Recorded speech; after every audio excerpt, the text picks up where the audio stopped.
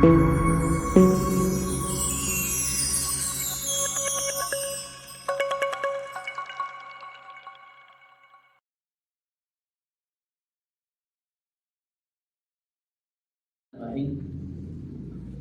دنیا میں ہر کام اگر انسان ترتیب کے ساتھ کرے، وقت کی پابندی کے ساتھ کرے، تو یہ وقت کی پابندی کے ساتھ ہر کام کو کرنا اللہ تعالیٰ کی نظر میں بھی اچھا ہے، دنیا والوں کی نظر میں بھی اچھا ہے۔ وقت کی پابندی میں جو چیزیں ہمارے دین سے تعلق رکھتی ہیں اس میں بھی وقت کی پابندی ہے، اور جو چیزیں ہماری دنیا سے تعلق رکھتی ہیں اس میں بھی وقت کی پابندی ہے۔ مثال کے طور پر نماز ہے، فجر کی نماز بیٹا جب صبح صادق ہوتی ہے، فجر کا ٹائم شروع ہوتا ہے، اس وقت سے لے کر جب سورج نکلتا ہے اس وقت تک ہوتا ہے۔ کیا خیال ہے، اب اگر ایک آدمی فجر کی نماز کو ظہر میں پڑھے گا تو اس کو ثواب ملے گا؟ بولو بچوں، نہیں۔ اچھا، اگر ظہر کی نماز کو کہ نماز ہی پڑھنی ہے نا، ظہر کی نماز ہے تو میں اثر میں پڑھ لیتا ہوں، ثواب ملے گا؟ کبھی بھی نہیں۔ تو اللہ تعالیٰ قرآن کریم میں ارشاد فرماتے ہیں ان الصلاۃ کانت علی المؤمنین کتابا موقوتا، ایمان والوں پر نماز فرض ہوئی ہے مقررہ ٹائم پر، ٹائم اس کی پابندی ہوگی۔ فجر کے ٹائم میں فجر کی نماز، ظہر کے ٹائم میں ظہر کی نماز، عصر کے ٹائم میں عصر، مغرب کی نماز میں ٹائم میں مغرب، اور عشاء کے ٹائم میں عشاء۔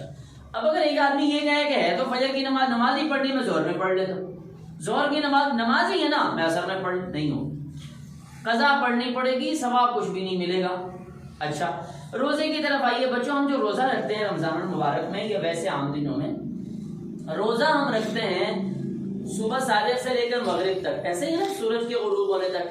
اگر کوئی بندہ یہ کہے کہ جی میں پورا دن تو کھاؤں گا پیوں گا مزے کروں گا، اب جی میرا روزہ شروع ہو رہا ہے مغرب کے بعد سے لے کر فجر تک، کیا خیال ہے بچوں، روزہ ہو جائے گا اس کا؟ نہیں۔ کیوں؟ کیونکہ اس نے ٹائم کی پابندی نہیں کری۔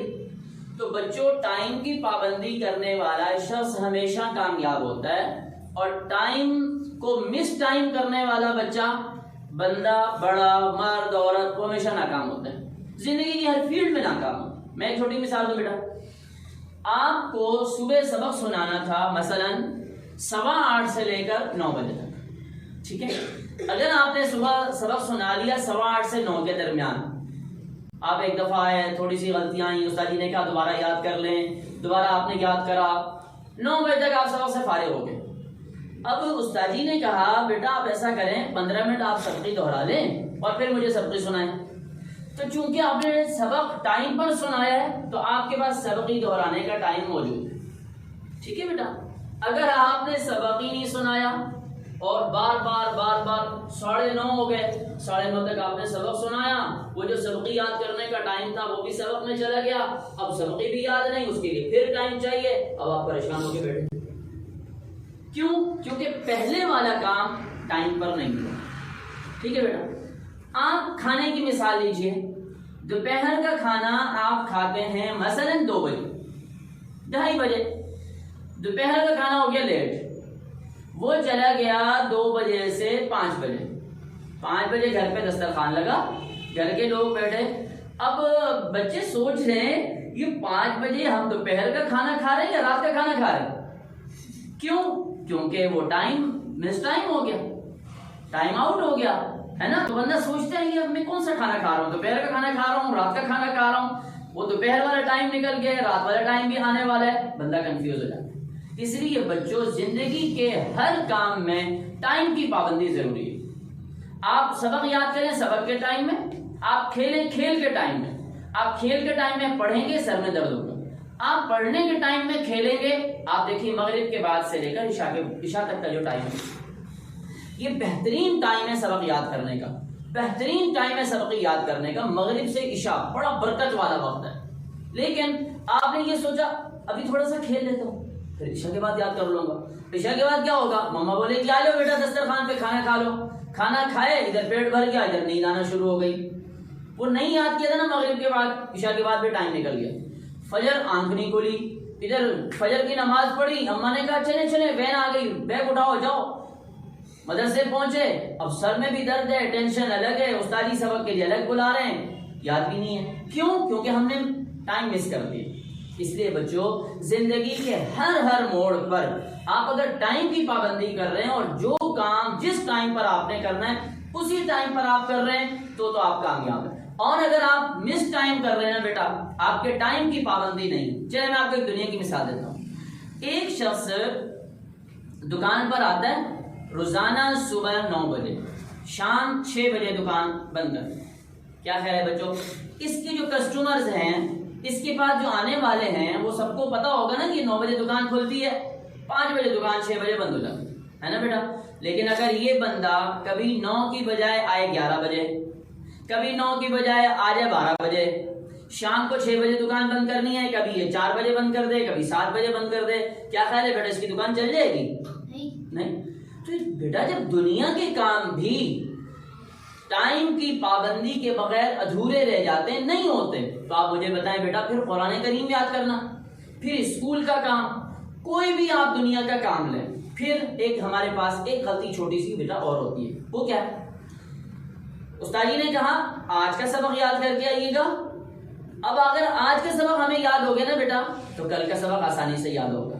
ورنہ ہم کہیں گے اچھا خیر ہے آج والا سبق کچا پکا یاد ہے, یہ کل ہی یاد کر لیں گے, کل یاد کر لیں گے. وہ کل نہیں آتی بیٹا, پھر جب کل آئے گی نا تو وہ آج نہیں ہوگی, وہ کل ہوگی. آج جمعہ ہے نا بیٹا, جو کل دن آئے گا کون سا ہوگا؟ ہفتہ. تو کیا خیال ہے بیٹا یہ جمعہ واپس آئے گا؟ نو, کبھی بھی واپس نہیں آئے گا. تو وہ جو کل آئے گی نا وہ ہفتہ ہوگا. اب ہمارے پاس پہلے جمعے والے دن, آج کے دن ایک دن کا کام تھا, ہم نے اس کو یاد کرنا تھا. ہفتہ آیا تو ہمارے پاس 2 دن کا کام ہو گیا, بوجھ بڑھ گیا. تو بھائی آپ کو کہا تھا جمعے والے دن آپ 1 کلو وزن اٹھا لیں, آپ نے نہیں اٹھایا. تو ہفتے والے دن آپ کے اوپر 2 کلو وزن آ گیا, تو آپ تو 1 کلو نہیں اٹھا سکتے تھے, آپ 2 کلو وزن کیسے اٹھائیں گے؟